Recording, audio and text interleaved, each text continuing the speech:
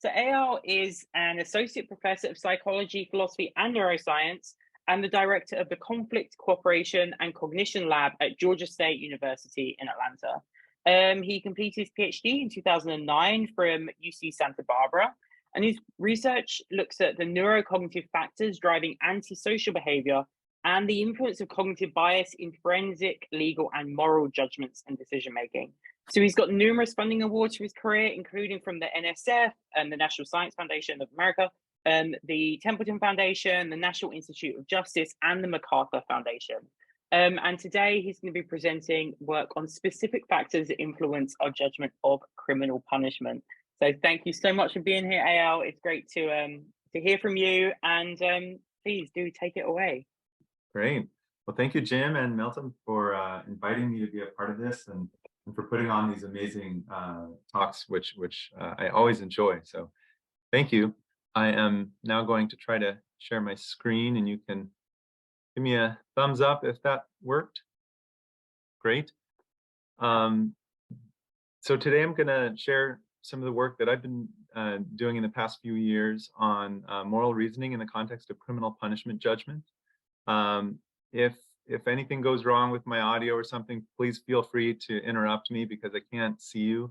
But obviously, any of the bigger, deeper questions we can try to save to the end. All right, so I'm going to start with the following assertion that when consumers are insulated from the costs of their consumption decisions, they overconsume. So by illustration, I'm going to pick on Jim. Jim, how much do you think this plastic bag costs? To produce or for me to buy? It's unclear, isn't it? Yeah. Right. So that's my point, is that we don't really know what it costs, right? Because when we're at the cash register, you're not usually paying for it.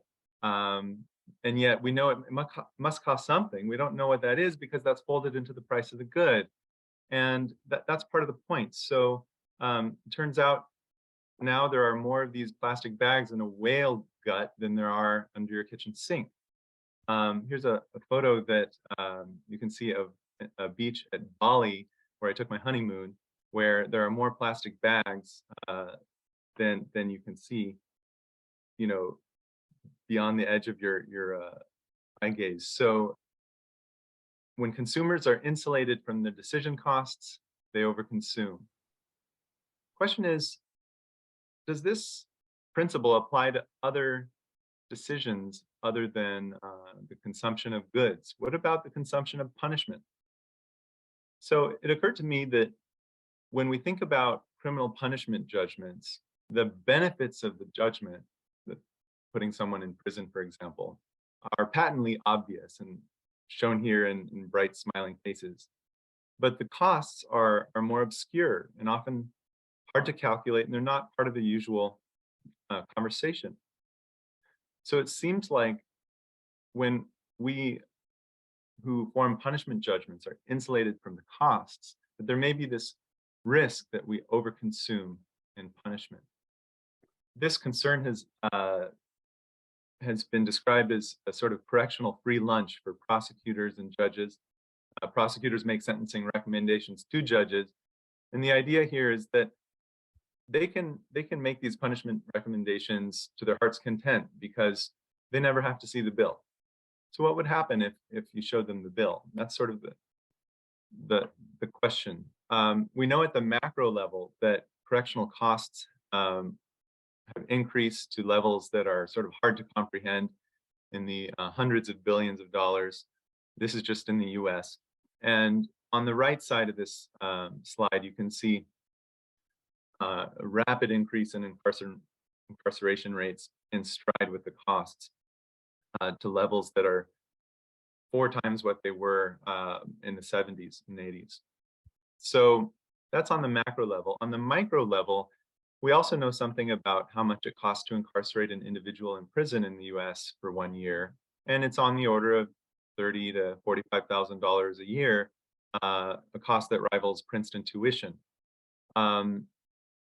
This is, these are the direct material financial costs, But these also come with opportunity costs. So the other potential uses of the funds for education, job training, mental health services, policing, you name it. And this says nothing, of course, of the many negative collateral consequences of incarceration for offenders and their families. So these concerns have led some individuals like D.A. Krasner in Philadelphia and Jesse Gabriel, a congressperson in California, to develop policies that would disclose the costs of incarceration, the sentencing costs to prosecutors and judges on a case-by-case basis. So the practical question here is, what impact will that kind of policy have on sentencing behavior? And then there's also a moral question, which is, how do human beings make these kinds of decisions, and what factors influence our punishment decisions? Now, if we look to the literature, we know that people tend to discount or sometimes entirely neglect evidence that's less salient at the time of decision. That's the well-known availability heuristic. And we know this is particularly true when that evidence conflicts with their default perspective. So in the context of punishment, we want to know, first, are legal professionals susceptible to these kinds of effects with respect to thinking about the costs and benefits of the sentence? Or are they immune to these kinds of processes, perhaps because of their legal expertise? So if we look at the data, I'm just going to zoom through these previous studies and the literature so that we have time to chat. But it's very clear that in many cases, legal experts, including judges, are susceptible to the same sort of cognitive biases and things that we see in lay people. So judges are susceptible to anchoring effects when making sentencing judgments, fatigue effects, daylight savings study. Their punishments may be susceptible to factors like when was their last meal, although there's some dispute in this particular study of the reliability of that effect. But there are lots of these other studies.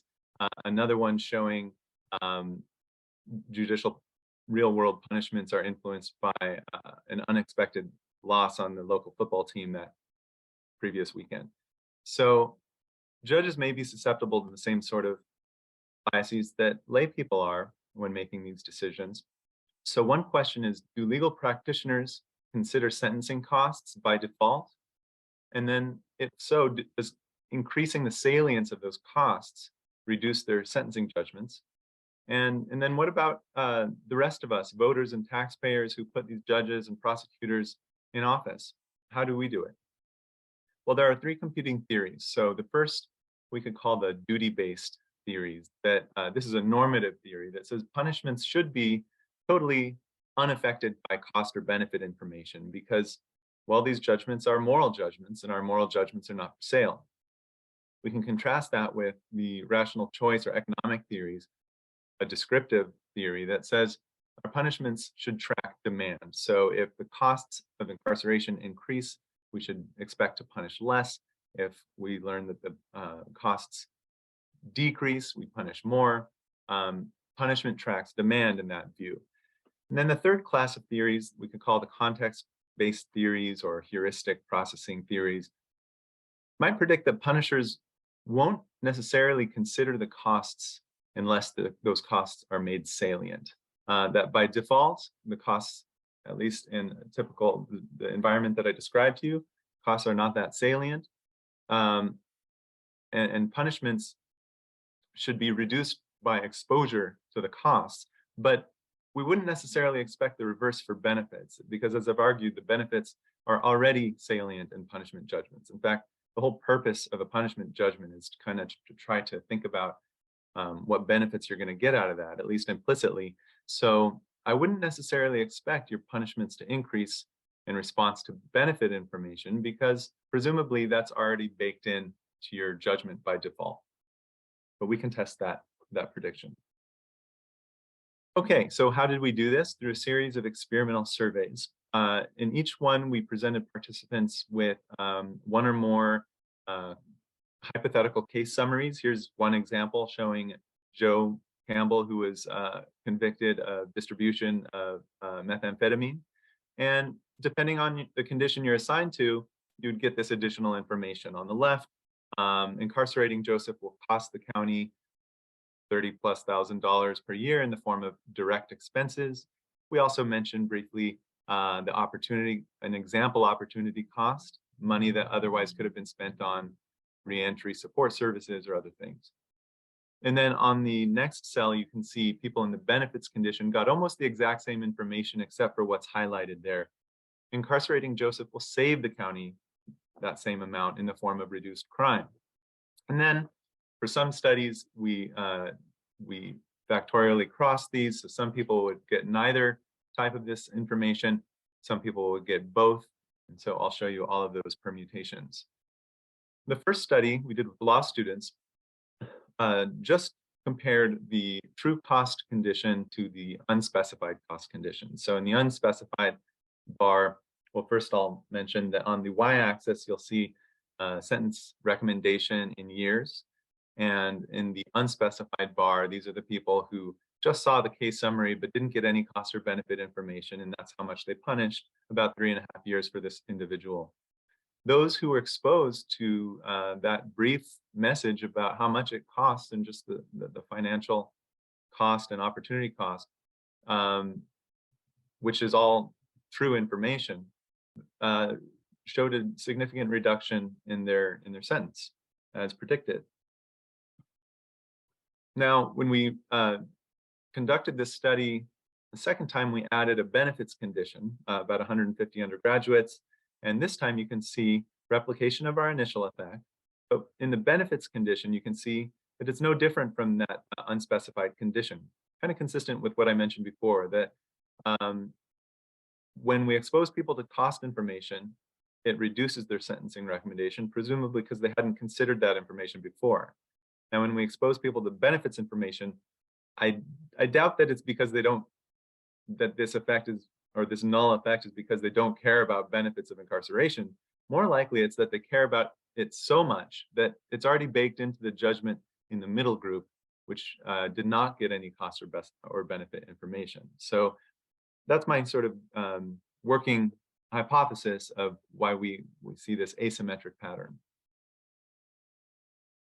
Now, next we administered the survey to a national sample in the US of 230 web users. And in this version of the survey on the left, we fully crossed those conditions that I mentioned to you, cost by benefit. So now what you can see, and I should add, sometimes we changed out the examples. This particular example was a case of juvenile detention rather than adult prison. But the effects are the same. What you can see is that on the right two bars, when people were exposed to the cost information, their sentence recommendation went significantly downward. But when you compare the dark versus light bars, that's comparing benefit present versus absent, we don't find any significant differences there.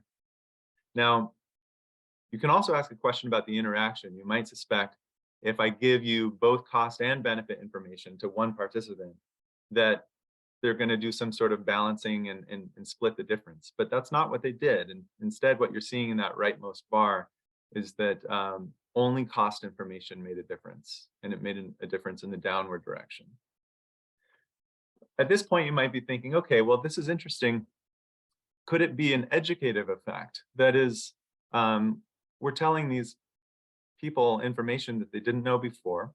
And when they get that information about just how much it costs to incarcerate someone, they update their priors and they respond in a rational way. That's possible, but we constructed an experiment to try to rule that out, to see if we could still get the effect. And what we did on the right plot there was, in a separate sample of 300 web users, asked participants in each condition, well, let's start with the cost condition, to list as many negative, after they read the scenario, the vignette, to list as many negative consequences of incarceration as they can think of in the next, I forget, 2 minutes or so. And those in the benefits condition were asked to list as many positive consequences of incarceration they could think of, but we didn't give them any information of our own about how much it costs. We just asked them to speculate about what they thought the costs or benefits were. And in the third control condition, we simply ask them to list how many fruits start with the letter P. But what you can see is the pattern is the same. So even when we don't provide them with any fiscal information or any kind of information about the costs or benefits, those who generated their own list of costs and then made a sentencing recommendation, made a recommendation that was significantly lower than the other two groups, but those other two groups didn't differ, just like before. Okay. So moving forward, we've done this now with a variety of lay samples, but what about the legal experts? So our next study was with professional prosecutors, about 200 of them across the across the states. Let me just let you review briefly the demographic attributes. And we asked them to render sentencing recommendations in two ways, because we knew that these prosecutors in different jurisdictions often have to follow different kinds of laws about what are the mandatory mins and maxes of the sentences, and that could get things a little bit confused. So first we asked them to rate just on a subjectivized scale from minimum up to maximum allowable. How much do you want to punish this particular individual? Now we're back to adult cases, not juvenile. And then we asked them the same question on an objective sentencing scale in years. And the way you ask the question doesn't appear to make a difference, because once again, we see the same pattern for professional prosecutors as we did for lay people, that exposure to the costs of incarceration reduced their sentencing recommendations significantly. In fact, on the order of about 30% in that right side. But exposure to the benefits did not increase or change the sentence recommendation relative to control. Again, we think this is because in that control group where they get no information, they're already factoring in benefits information implicitly.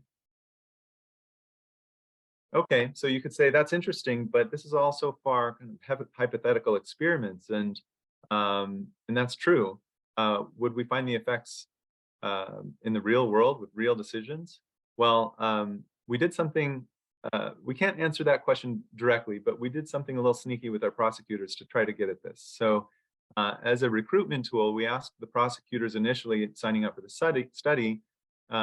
We offered them $5 each. They can't pocket it, but they can help us to decide to which service organization we would donate.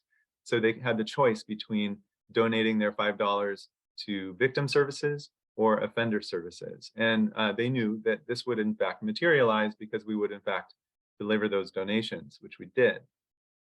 What was interesting, first of all, if you see on the bottom right cell, most prosecutors did donate to victim services more so than offender services, and that part may not be that surprising given their role.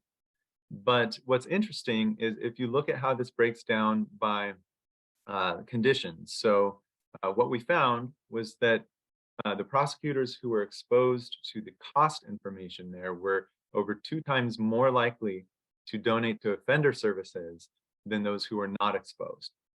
So since this is a real material decision, we think that if we're finding effects of our manipulations on real world donation behavior, that it shouldn't be so surprising to find real world effects of our manipulations on their punishment behavior as well. What about judges? So we've now had the chance to run this study with 87 state judges from Minnesota. And this was in response to sort of criticism or suggestion that in most of our previous studies, we were just focusing on financial costs.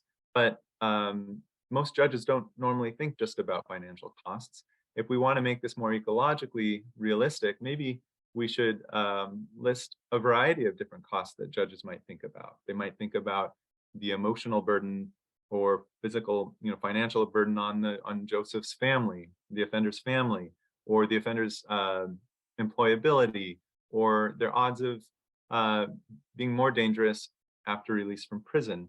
These are all things that a judge could think about. And so the purpose of this study was to sort of capture all of those to see if we could still replicate our effects with this more sort of naturalistic approach.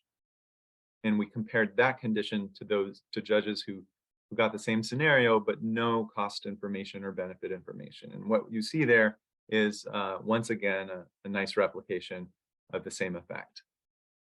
And I should add that on their prison scale, we worked with the correct legal sentencing range that was appropriate for their jurisdiction. All right, so that's all the published work that I wanted to share with you. And if we have a few more minutes, I would love to share with you our latest data, a pilot study with 214 undergrads. This is not has not been subjected to peer review yet, but it was interesting enough that I wanted to share it with you and get feedback. And the idea here, there's been some policy proposals floated around in the US where we suffer a lot from prison overcrowding. And the proposal is, what if we simply ask judges to imagine like a soft cap on the prison sentence. So they know that most of these prisons that they're working with are already at full capacity. And nobody's asking them to not incarcerate someone new just because we're at capacity. It's a soft cap, meaning that you can still, if the next person on your docket is dangerous, you can still sentence them to prison. But doing that is going to create additional costs for taxpayers in terms of the costs of building new facilities and things. And so all we're asking is that you simply write a written justification for why you think this additional placement in prison is worth the additional facilities costs to taxpayers. Okay, so it's a soft cap because nobody's asking them to stay within the limit. All they're asking is, please justify when you go outside the limit. And it occurred to me nobody had tested the effects of such a policy, but it fits right in with our sort of theoretical framework here. And so what we did was we manipulated the presence or absence of that cap, and we also asked for their sentence recommendation before and after they were expected to justify their answer with a written explanation. So it's like a 2x2 mixed design. And what you're seeing here, first on the leftmost bar, you can see, oh, I should add that the dependent variable and the setup has changed a bit here. So instead of asking for sentencing length, we asked about, will you incarcerate in prison or alternatively sentence this individual to supervised probation? And we asked each participant to do this for 9 different crimes so that we could compute an incarceration rate for each participant. Now, by default, these were crimes that were all these case summaries had crimes that were eligible for prison. So some of them were pretty serious. And by default, I should say in the control condition, 75% of them were recommended for incarceration. That was the sort of baseline incarceration rate. Now, if you look at, let's start with the black 2 bars, we can compare again how much they punished initially. And then when it came time to make their final decision, we said, all right, now it's time to justify your punishment, or you can change your mind and take it back and sentence them instead to probation. And the choice was up to them. So when it came time to punish, significant proportion of the sample reduced their sentence recommendation. So the mere act of being asked to justify your answer is enough to change your mind. But when we exposed them to the prison cap story, this soft cap, and you're going to have to, well, half of the participants got the information about the soft cap. In that condition, we also see a main effect. That is a significant reduction in their sentence. And what you're seeing in the blackmost bar is the interaction. And that's where we see the greatest reduction. And that's where when people who were asked to justify, when it came time to actually write out their justification and explain why their prison sentence is justified with respect to the capacity costs and the facilities costs, that's where we see the biggest reduction. And it's on the order of about a 25% reduction relative to that first group. So this is a pretty significant when you think about the effects of one policy on for example, maybe a national incarceration rate. Now, there's one last study I want to share with you because it gets at the title of my title of my talk. How much are our moral principles worth? In this version of the study, instead of varying the salience of the costs, we asked participants in a within study design to make a repeated set of sentencing recommendations, assuming different cost thresholds. So this is sort of like a willingness to pay type study. We gave them the vignette, and then we got a baseline sentencing recommendation and sentence length. And then we asked them to repeat the judgment after considering, what if it cost, in the second column here, $0 to incarcerate? What if it cost 30,000, which is the one that's more true to life, or 60, or so on? We had to increase the scale for this study all the way up to 2 million because we, from our pilot data, had reason to believe that we should. And now you can see why. Because what you're seeing is that exposure to the cost information went, let's start with the $30,000. Again, that was significant to observe a reduction in the sentence recommendation, just like we saw before. And as we see increases in costs, that sentence recommendation does go down, which would be consistent with a rational economic view. When the cost goes up, the sentence goes down. But what's so interesting about this graph, I think, is the rightmost columns. That is, even when you get all the way up to $1.92 million to incarcerate this one offender for 1 year, many people, in fact, I would say at the 1 year level, there's about 15% of them were willing to go all the way up to the scale. And over half of them were willing to go all the way up to the scale if this decision was about keeping the person in for at least 3 months. So people have very strong opinions about the value of incarceration. It can raise interesting rhetorical questions about how much our moral principles here in those kinds of cases are actually worth. So how much are they worth? Well, I think the answer is that it depends. It depends, for one thing, on the stakes. How costly is it? And how great a benefit are we to get from a particular sentence? In that case, like the slide I just showed you, all those costs were explicit. But we also saw in the other studies, it depends not just on the actual dollar amounts, but on the salience of the costs and benefits. And the salience is an incidental feature of the context, not a feature that would normally be relevant to sentencing decisions. So, I mean, I should say, whether or not the information is available in your mind at time of decision seems like an arbitrary contextual factor. So in conclusion, when we're left to our own devices, lay people and legal practitioners appear to factor the benefits of incarceration, but not the costs. And this may be responsible for increasing sentence lengths and rates by 25+%. But exposure to simple cost cues did reduce their sentences in our studies. And I think the reason this happens is because it prompts decision makers to balance sentencing trade-offs. So to switch from a strategy of maximizing for the benefits of incarceration, trying to get trying to maximize the probability of obtaining those benefits, versus a balancing strategy or optimizing strategy, trying to balance the benefits against the costs. So this pattern of results is inconsistent with the duty-based theories and the economic theories, but consistent with a context-sensitive reasoning process or heuristic reasoning process.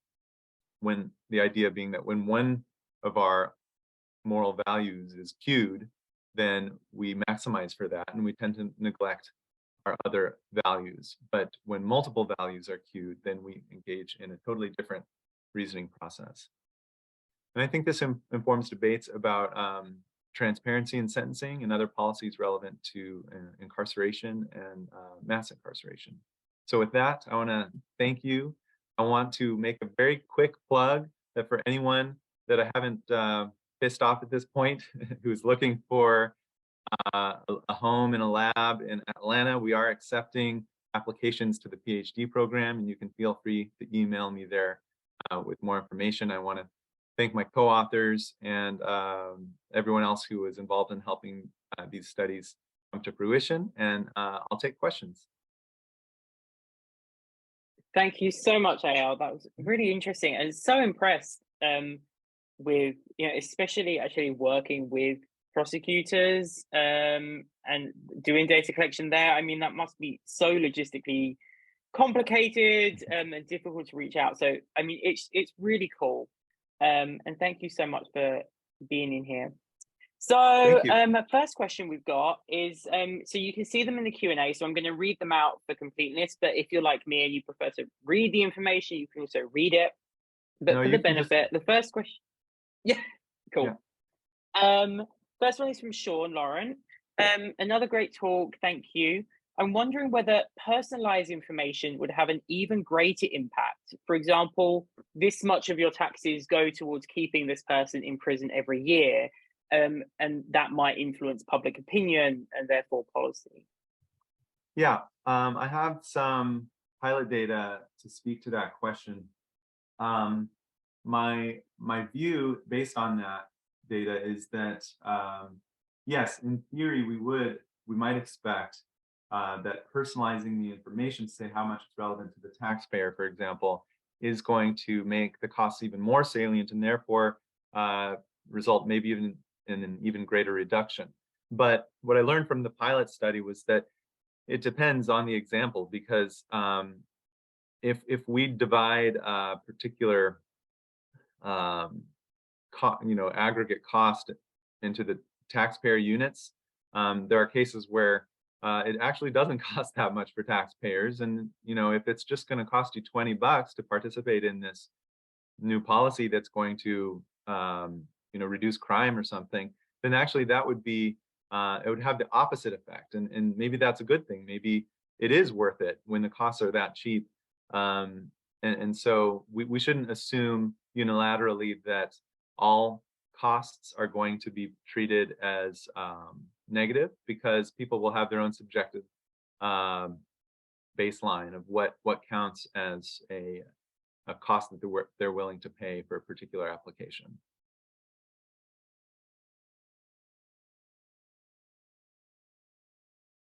Great, thank you. So our next question is coming from Daryl. So fascinating work, Eyal. I wonder to what extent you think that this finding applies to more ambiguous everyday transgressions, where the possible costs of punishing transgressions are a bit more multifaceted and less structurally quantified compared to the legal setting which you're focusing on. So, for example, there's emotional, social, physical differences, and he's thinking about Crockett's paper about confronting outrage. So how might this apply to more ambiguous everyday transgressions? Yeah. For starters, I think my prediction is that we should expect to find similar patterns in interpersonal moral decisions, including interpersonal transgressions. We haven't done that yet, and actually that's something that I'd really like to do if anybody's interested in collaborating. The idea being, I suppose, to pick examples of moral judgments in daily life, identify the cost of punishment. If we're talking about punishment here, then these are totally different types of punishment modalities, because instead of prison, we're talking about maybe something much more benign like gossip or social exclusion or other things like that. Might be hard to quantify their costs, but if we could find a way to do that systematically, I would make the same prediction. Exposure to the cost is going to reduce the amount of punishment, but as the questioner already said, it's much more complicated in those kinds of environments where they're highly multivariate. So I don't know that any one study would really do justice to the many ways in which we try to monitor and manage transgressions in the world. I think we'd have to also keep in mind that Most real world transgressions, interpersonal ones, don't go punished in any way. And so we'd have to find a theory that accounts for that as well. I'm not sure I have a precise answer, but I hope that helped. If not, I'd be happy to take another attempt if they want to elaborate on their question. Great, thank you so much, Eyal. Well, that's all the time we have for today. But thank you so much to you. Thanks so much to Daniel for Thank you.